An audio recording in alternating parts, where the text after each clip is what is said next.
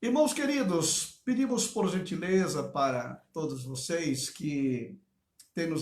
Irmãos queridos, nós hoje estamos voltando aqui um assunto que creio que já tocamos, mas devido a muitas dúvidas que tem havido sobre este assunto, é justamente sobre a abominação desoladora ou o abominável da desolação no lugar santo, quem lê entenda, que você sabe que este é um assunto muito palpitante, né? E como nós estamos aqui hoje adentrando ao capítulo 11 do livro do Apocalipse, você viu na nossa live de quarta-feira, de terça-feira, porque agora estamos terça, quinta e sábado, devido às aulas que eu estou tendo no Ibicamp, que é segunda, quarta e sexta. Então, terça, quinta e sábado estaremos aqui com vocês. Então, terça-feira, nós falamos sobre o capítulo 10, que é o resgate da propriedade. Nós verificamos ali que as três coisas que o homem entregou para Satanás no Éden, o plano da redenção começou a trazer de volta, que foi a vida espiritual que o homem perdeu, sua comunhão com Deus, a sua vida física e também a própria propriedade que o Senhor deu para o homem cultivar e dominar tudo, né? Mas com o pecado ele perdeu isto e Deus começou a trabalhar e trazer de volta, e a primeira delas que foi resgatada é a vida espiritual no Calvário. Ali quando Jesus disse, está consumado, pronto, o resgate da vida espiritual estava ali à disposição do homem. Vale a pena ele agora ir lá no Calvário, receber Jesus como seu Salvador e ter a sua vida espiritual de volta. Porque o seu homem interior, ele está morto em delitos e pecados. A vida física, ela vai chegar um momento que ela vai se revestir de uma imortalidade. Ela que é corruptível vai se revestir de uma incorruptibilidade. Isso só vai acontecer no dia do resgate da nossa vida física, que se dará no arrebatamento. Ali, pela segunda vez, o Senhor estará dizendo para nós, está consumado. E a terceira vez foi a propriedade, né? Que nós encontramos no capítulo 10 do Apocalipse, aquele anjo forte que desce com o livro aberto na mão, que é o título de propriedade desse planeta, pisou com o pé direito no mar e o esquerdo na terra, e disse para aquele que está sentado no trono, já não haverá demora, ou seja, está consumado. Então, neste capítulo 10, nós vimos ali o resgate da propriedade, o resgate do planeta Terra. Porém, ainda existem algumas coisas que, dentro da cronologia do Apocalipse, elas vão sendo explicadas, né? Durante o período aqui da grande tribulação, você não viu como foi que o anticristo assumiu o poder, você não viu a atuação dele, você viu o que aconteceu ali na parte inicial, quando a humanidade ela passa a sofrer tremendamente depois do arrebatamento da igreja, e depois que a igreja é tirada aqui da terra, a perseguição maior, a tribulação nessa parte, nesse tempo, os primeiros 3 anos e meio, é para os crentes que ficaram aqui, que vão enfrentar a fúria do anticristo, vão ser mortos, vão ser decapitados, mas também eles chegam lá em cima depois, e os 144 mil que são selados. Na segunda parte, agora,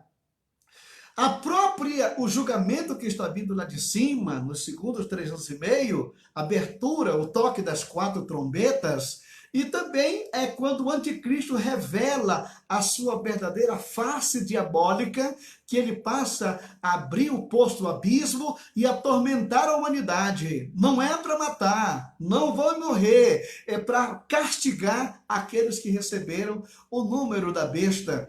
E quem vai martirizar nesse tempo as pessoas que foram marcadas são os próprios espíritos malignos sob o comando aqui do anticristo. Então, nós observamos aqui que essa segunda parte vai ser cruel. Mas no capítulo 10 é como se a grande tribulação terminasse, Jesus volta, toma posse da terra, muito bem. Porém, alguns detalhes, eles precisam ser explicados, que nós entramos agora no capítulo 11. E no no capítulo 11, nós encontramos o seguinte: e foi-me dada uma cana semelhante a uma vara, e chegou o anjo e disse: levanta-te e mede o templo de Deus, e o altar, e os que nele adoram. Deixa o átrio que está fora do templo, não meças, porque foi dado às nações, pisarão a cidade santa por 42 meses. Então nós temos aqui esses dois versículos do capítulo 11, que são tão sucintos, mas nele se revela aqui algo de maneira extraordinária, que é justamente um templo, fala aqui de um templo de Deus, tá? Um templo de Deus. Mas quando você procura este templo, no presente momento, ele não existe. Você sabe que o templo onde o homem tinha contato com Deus no passado começou naquele tabernáculo do deserto. Era um tabernáculo móvel, por quê? Porque o povo de Israel era um povo nômade, eles não tinham pousada certa, então era necessário um templo que pudesse ser desmontado e montado de acordo com a condução, a direção do Senhor, né? Até que a nação de Israel se estabeleceu na terra de Israel, e ali no tempo de Salomão foi construído aquele templo suntuoso, na época áurea da nação judaica. Quando Davi, aquele rei de Israel, ele angariou todos os recursos para a construção do templo, ao ponto de declarar: basta, o que vocês já trouxeram já é suficiente. Coisa que hoje não se ouve, né? Então, ali, depois Salomão construiu aquele templo, onde era o local de encontro do povo com Deus. Havia uma diferença naquela época de hoje, porque naquele tempo, o povo, para adorar a Deus, eles teriam que ir até ao santuário, eles tinham que ir até o templo, tá? E ali ele ia oferecer sacrifícios, suas ofertas, as festas, celebrar ao Senhor, tudo muito bem. As pessoas viajavam quilômetros e quilômetros, vinham de outras nações para adorar a Deus durante o período das festas judaicas, e porque ali era o centro de adoração ao Senhor.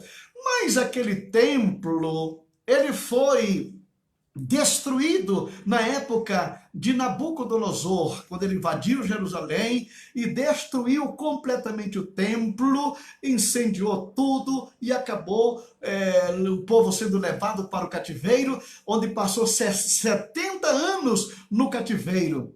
E depois de 70 anos, Daniel entendeu pelas profecias de Jeremias que a hora era chegada, e foi quando ele começou então a pedir a Deus que cumprisse a sua palavra. E então Neemias se levanta nesta época e começa a reconstrução da cidade de Jerusalém, os portões da cidade e também o templo, que foi construído com muita dificuldade, porque o templo anterior, construído numa época de muita economia, muito dinheiro, mas agora, no tempo de Ageu e Zacarias, aquele povo que veio do cativeiro, o povo pobre, humilde, eles levantaram o templo, mas não foi mais com aquela suntuosidade, mas servia como lugar de adoração. Aquele templo que foi reconstruído no tempo de Esdras, Neemias, Ageu e Zacarias, ele sobreviveu por alguns séculos, até que no primeiro século antes de Cristo, Herodes o Grande, para conquistar a simpatia dos judeus, ele mandou restaurar o templo, aquela suntuosidade que voltou a brilhar lá em cima do monte de Moriá. Aquele templo, ele permaneceu em pé até o ano 70, quando o general romano Tito invadiu Jerusalém, destruiu a cidade, destruiu o templo, não ficou pedra sobre pedra. A partir daquela época, nunca mais, aproximadamente 2000 anos, não se ouvia falar da reconstrução deste templo em Jerusalém. Nos últimos tempos tem havido um renascimento, tem havido um fervor entre os judeus, justamente com o pensamento de reconstruir aquele templo. Mas esbarra-se em algumas dificuldades muito grandes ainda hoje. Por quê? Porque hoje quem administra aquele platô ali em cima de as mesquitas são justamente os árabes.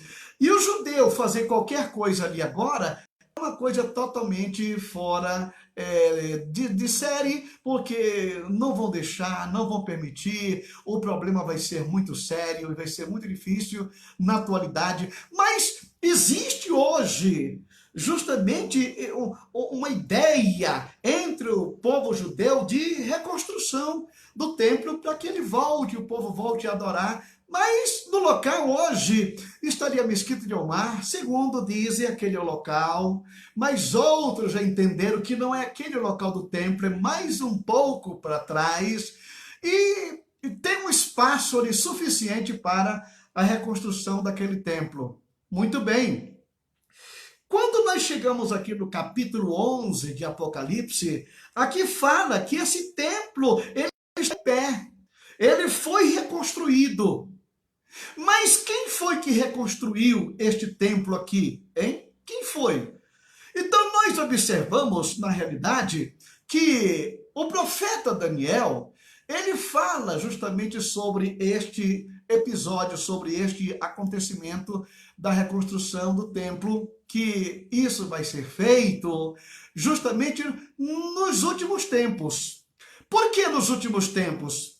Porque existem aqui alguns episódios da profecia que não se cumpriram nem no tempo de Antíoco Epifânio, quando ele ofereceu em sacrifício uma porca lá no altar, e também Epifânio IV, que erigiu no templo uma estátua de Zeus, e não aconteceu nada disso também no ano 70, quando o general Tito invadiu Jerusalém. Então existem muitos pormenores da profecia que ainda vão se cumprir. Ainda tem que se cumprir. Tá? Então, o que nós queremos falar hoje é justamente sobre o abominável da desolação. Mas abominável da desolação aonde? O templo não existe, mas ele vai ter que ser reconstruído. E só existe um elemento que vai ter condições de fazer isto. O profeta Daniel fala que ele, quando ele vier, ele fará uma aliança com muitos por uma semana. Tá? Por uma semana. Esta semana, justamente, é a semana de Daniel que está faltando, porque 69 semanas, elas se cumpriram com a retirada do ungido aqui da terra. Ali, quando o povo de Israel, ele negou o Senhor, não é? Deram as costas para Jesus, então a igreja entrou neste programa até o dia de hoje, mas a igreja também tem um prazo determinado para cumprir a sua tarefa, que vai ser justamente na ocasião do arrebatamento da igreja. Mas até a época do arrebatamento da igreja, você não ouvirá falar que esse templo foi reconstruído. Não, a igreja não vai ver isto acontecer.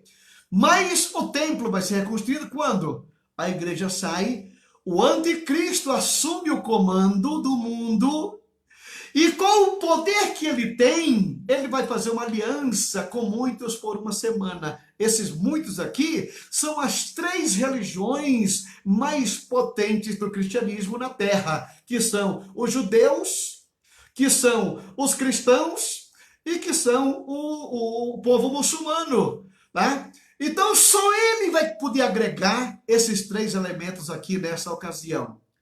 Agora, por que eu falei para você que não tivemos o cumprimento disto aqui lá no tempo de Antíoco Epifânio e nem também na época da destruição de Jerusalém, muito embora Jesus tenha falado para os discípulos que aquele templo seria destruído, mas não com características como aqui temos no tempo do fim. E eu quero que você nos acompanhe aqui nesse momento, na segunda carta aos Tessalonicenses, no capítulo 2, os versículos de 1 a 4, né? O capítulo 2, versículo de 1 a 4, da carta aos Tessalonicenses. Ora, irmãos, rogamos pela vinda de nosso Senhor Jesus Cristo e pela nossa reunião com Ele, tá? E com a nossa reunião com Ele, que não vos movais facilmente do vosso entendimento, nem vos perturbeis, quer por espírito, quer por palavra, quer por epístola, como de nós, como se o dia de Cristo estivesse já perto.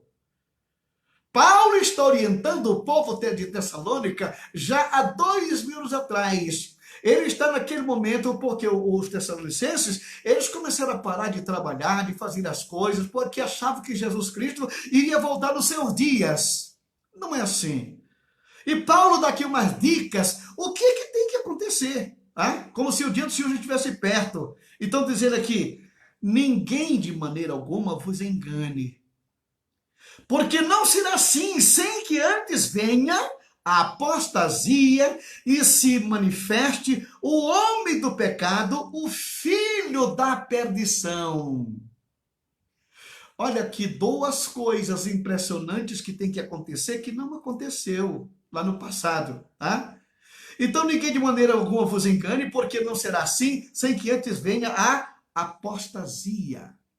Apostasia. O que é apostasia? É a ausência completa da fé. Enquanto tiver fé na terra, o anticristo não pode se manifestar, porque tem um que impede. E o que é que impede? Não é tão somente o Espírito Santo na vida do crente, mas é a fé que está na vida do cristão. Esta é a maior fonte de impedimento, porque Satanás ele sabe o poder da fé na vida da igreja. Se ele se manifestar agora no mundo, a igreja se une e une a sua fé e manda de volta para o abismo e acabou-se. E ele sabe o poder da fé que tem na vida da igreja. Então, quando é que vai haver ausência da fé na terra? Quando a igreja for arrebatada, que os portadores da fé, que são os crentes que foram arrebatados, então quando a igreja sair daqui, a fé vai desaparecer da terra. É aquilo que Jesus pergunta na grande tribulação. Porventura, quando o Filho do Homem voltar, ele achará fé na terra? Não, não vai ter fé aqui na terra, porque quem tinha fé está na glória. Já foi, já partiu a fé no Senhor Jesus Cristo. Então aqui está o primeiro ponto. O segundo, apostasia e se manifeste o homem do pecado. Se manifeste o homem do pecado, este homem que vai se levantar aqui na terra, o filho da perdição. Olha só. O qual se opõe e se levanta contra tudo que se chama Deus. É o anticristo, é o antideus, é ante tudo aquilo que se chama Deus. Ou se adora, de sorte que se assentará. Olha que algo que não aconteceu no tempo de Antíoco Epifânio, não aconteceu no ano 70, o qual se opõe, se levanta contra tudo e contra que se chama Deus, ou se adora, de sorte que se assentará como Deus no templo de Deus, querendo parecer Deus. Esta presunção que Satanás sempre teve em toda a sua existência. Lá no capítulo 14 de profeta Isaías, já declara que como caíste do céu, estrela da manhã, filho da alva, tu que debilitavas as nações, tu dizias no teu coração, eu subirei às mais altas alturas e me assentarei lá no trono de Deus. Foi precipitado de lá. Ele quis o trono. E agora, ele quer que na terra, o lugar que pertence ao Senhor. Porque o templo é o santuário de Deus aqui na terra. Ali está o lugar santo onde realmente o Senhor sempre se manifestou ao seu povo judeu no lugar santo. Então diz aqui, será como Deus, no templo de Deus, querendo parecer Deus, esta presunção, esta arrogância, esta vontade, este desejo que ele tem. Pois é justamente isto que o profeta Daniel, ele declarou no capítulo 9, versículo 27, e ele firmará aliança com muitos por uma semana, mas na metade da semana fará cessar o sacrifício. Vai voltar o sacrifício e a oblação, e sobre as asas da abominação. Isto aqui é uma abominação. Abominações, virá o assolador. Isto até a consumação. E o que está determinado será derramado sobre o assolador. Tá? Então, veja só, a abominação. Que abominação? É justamente este ponto que vai acontecer aqui nesse tempo. No capítulo 11 de Daniel, o versículo 31 declara ainda: e braços serão colocados sobre ele, que profanarão o santuário e a fortaleza, e tirarão o sacrifício contínuo, estabelecendo a abominação desoladora. O que é abominação desoladora? É um homem querer se fazer de Deus e entrar no santuário para exigir adoração como se fosse o próprio Deus. Esta é a abominação da desolação de que fala o profeta Daniel, ainda que no capítulo 12 e o versículo 11, ele declara: e desde o tempo em que o sacrifício contínuo for tirado, e posta a abominação desoladora, haverá ainda 1260 dias. Tá? Então, irmão querido, o que você está verificando aqui na profecia, nada disso aconteceu no passado. Isso significa que aqui no capítulo 11 do livro de Apocalipse, que eu vou ler mais uma vez os 2 versículos para você entender, diz assim, versículo 1, e foi-me dada uma cana semelhante a uma vara, e chegou o anjo e disse, levanta-te e mede o templo de Deus. O templo de Deus, ele vai ser reconstruído. E o altar, e os que nele adoram. Agora deixa o átrio que está fora do templo e não meças, porque foi dado às nações, e pisarão a cidade santa por 42 meses. Então quer dizer que o templo nesta época está em pleno vigor, está em plena atividade. Os judeus estão lá em Jerusalém, oferecendo seu culto a Jeová, ao Deus dos céus. A nação está em franco progresso. Agora, o que foi que aconteceu nesta época? Você sabe que quem deu as boas-vindas para o anticristo foi justamente o povo judeu. Porque quando Jesus Cristo veio, o verdadeiro, eles não quiseram. Mas outro vem com a operação do erro, eles vão aceitar. Eles vão aplaudir. Eles vão levantar. Eles vão dar boas-vindas a este homem do futuro.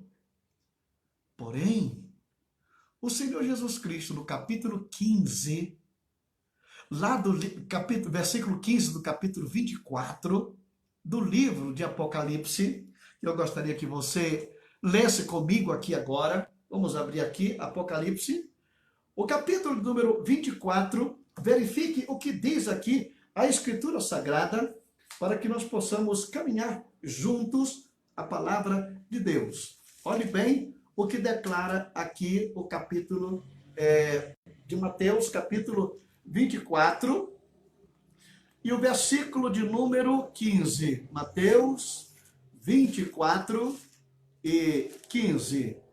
Olhe bem. Quando, pois, virdes o abominável da desolação de que falou o profeta Daniel, já li aqui os 3 versículos que Daniel menciona, tá? de que falou o profeta Daniel, no lugar santo, quem lê entenda. Quem lê entenda. O Senhor Jesus está falando. Então, os que estiverem na Judéia, fujam para os montes. Quem estiver sobre o eirado, não desça para tirar de casa alguma coisa. Quem estiver no campo, não volte atrás para buscar a sua capa.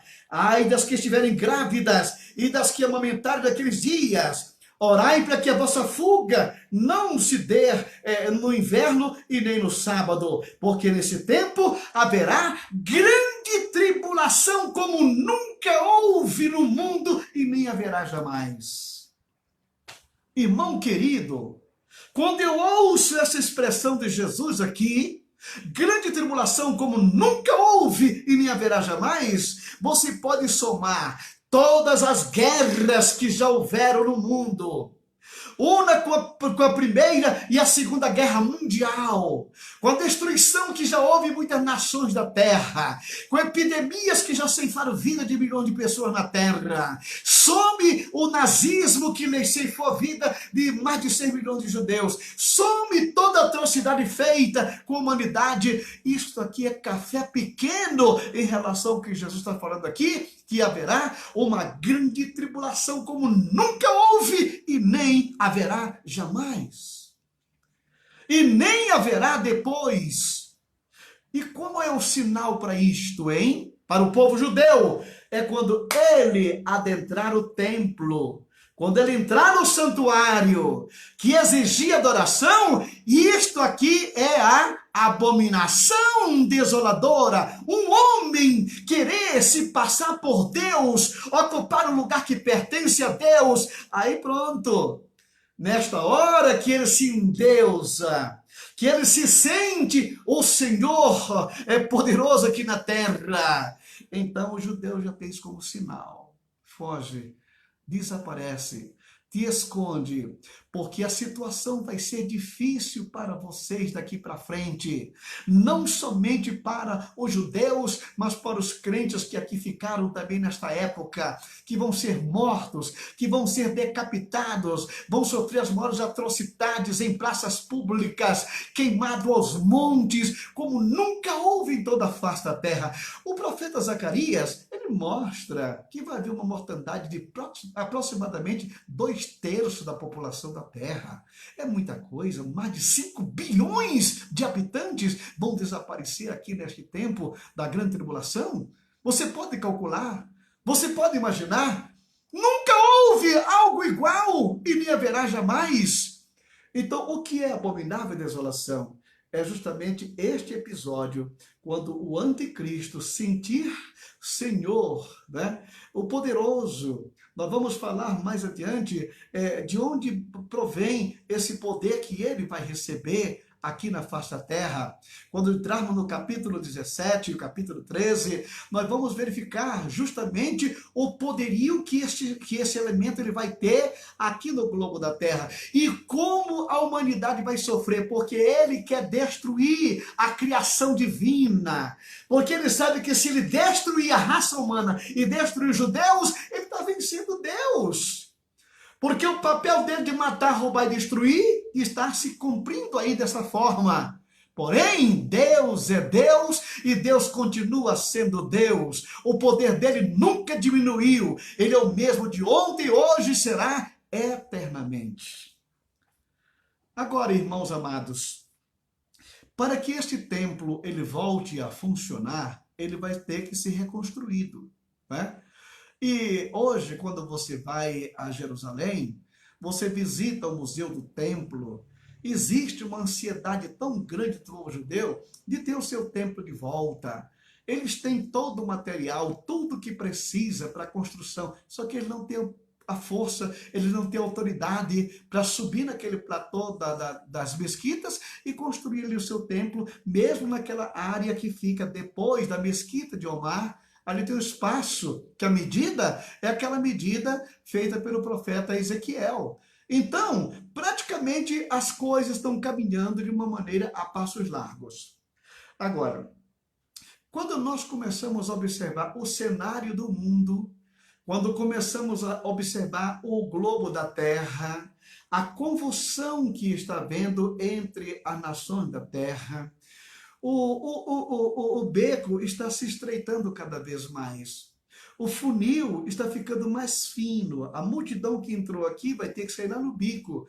Então, isto aqui vai trazer uma atrocidade tão grande para o planeta Terra, que vai haver angústia, angústia. Diz a palavra de Deus que os homens desmaiarão de terror pela expectativa das coisas que sobreviram ao mundo. Você não viu ainda homens desmaiar de terror, entendeu?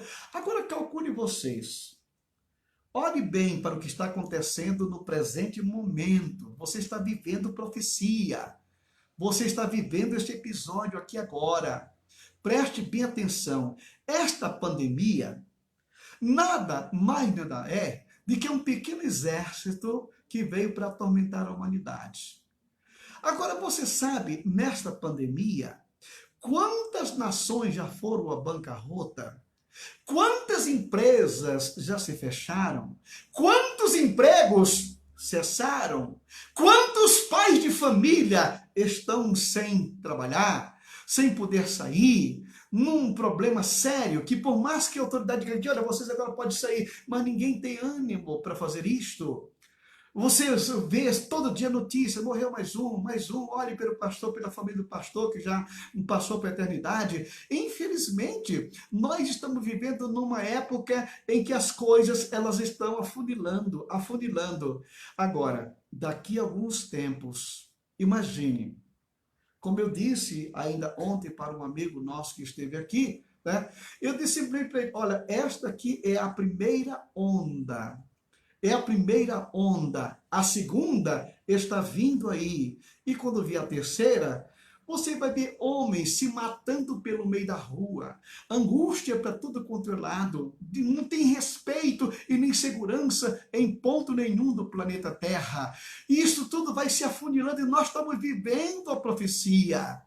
Agora, o mundo está clamando por um líder e de repente vai surgir este super-homem do futuro e todo mundo vai correr para cima dele, porque nele, no anticristo, a humanidade vai ter, digamos assim, uma última esperança. Mas infelizmente a humanidade vai cair na armadilha dele, do jeito que ele está tramando, do jeito que as coisas vão acontecer. Então precisamos entender que é tempo de você entrar no seu quarto, dobrar o seu joelho, buscar a presença de Deus, unir com a sua família e fazer o que você puder para a sua manutenção, porque não espere dias melhores, não espere, tá? Não tem expectativa nenhuma dessa pandemia terminar agora.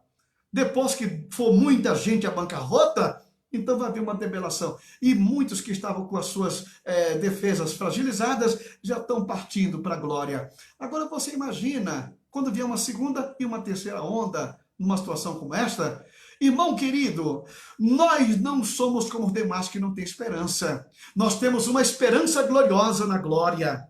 Nós temos uma esperança no céu. Aquele que disse que vem virá e não tardará. E a nossa esperança é a sua vinda. Jesus está voltando para levar a sua igreja para a sua glória. Que Deus, em sua bondade eterna, abençoe nossos corações, faça a leitura da sua santa, eterna e doce palavra. Pai de amor, fortalece a vida dos meus irmãos. Aumenta-lhes a fé a cada dia e a cada momento, Senhor. Nos ensina a estar vigilantes, como aquelas virgens que estavam com a sua lâmpada acesa e ainda tinha azeite na reserva. Que não venhamos olhar para trás e nem ficar cocheando em dois pensamentos, porque estamos vendo a tua palavra se cumprir à nossa vista. Fortalece-nos em ti. Família, meus irmãos que estão aqui conosco nesta hora, abençoa rica e poderosamente bem. O amor de Deus, nosso Pai, a comunhão e a consolação do Espírito Santo seja com todo o povo de Deus, agora e sempre. Amém e amém.